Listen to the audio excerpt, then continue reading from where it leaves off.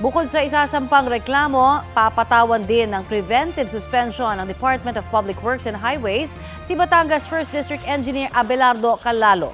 Ang detalye ng operasyon laban sa kanya sa balitang hatid ni Ian Cruz.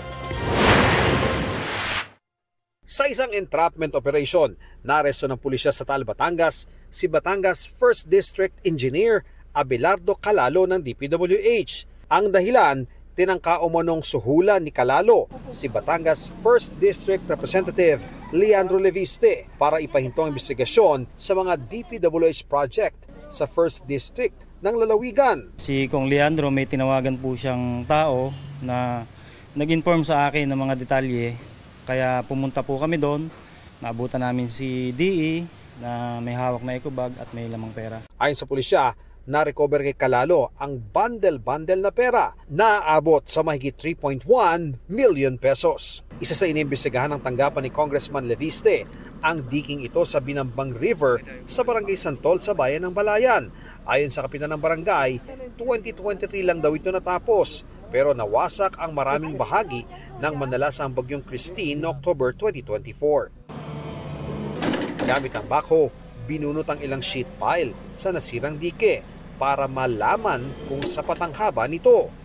Para nga masukat yung haba ng ibinaong sheet pile dito sa nasirang dike, ang ginagawa ngayon ay bumubunot ng sample gamit itong backhoe. At nais nga nilang malaman kung gaano talaga kahaba itong sheet pile na ito para malaman kung sapat na ba yung habang yan para protektahan ang ilog na ito kapag may malakas na bagyo o ulan.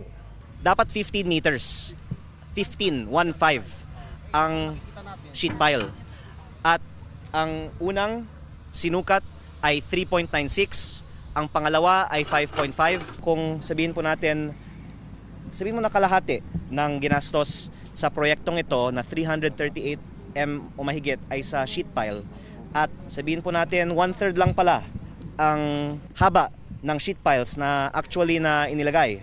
Yung 150 million pesos worth of sheet piles ay 50 million pesos worth lang pala ang inilagay. Sinikap ng GMA Integrated News sa makuhang panig ni Engineer Calalo na nakadetain sa Taal Police Station.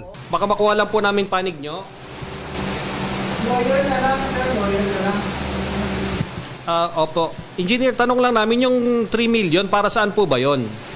Sir, sa lawyer na lang po.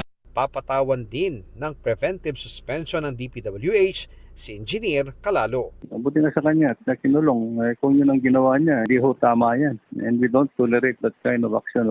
Ian Cruz nagbabalita para sa GMA Integrated News.